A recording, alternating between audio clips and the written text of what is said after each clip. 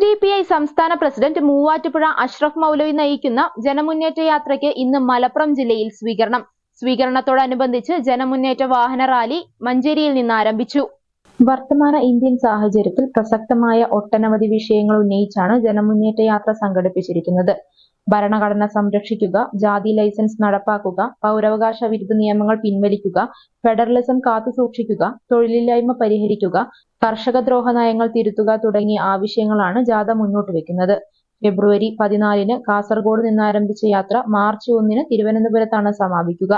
ജാഥയോടനുബന്ധിച്ച് ഇന്ന് 5 മണിക്ക് മലപ്പുറത്ത് നടക്കുന്ന പൊതുയോഗം ദേശീയ പ്രവർത്തക സമിതി അംഗം ദർഹാൻ ബാഗവി ഉദ്ഘാടനം ചെയ്യും.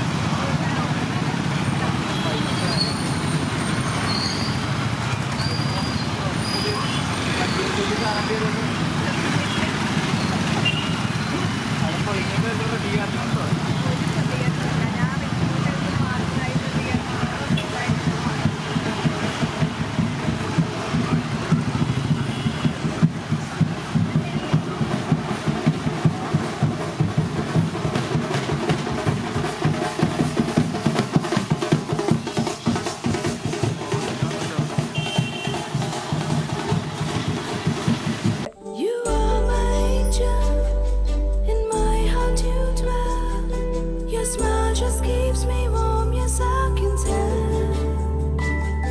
So I will hold you with the finest, softest and the best. Oh yes I will.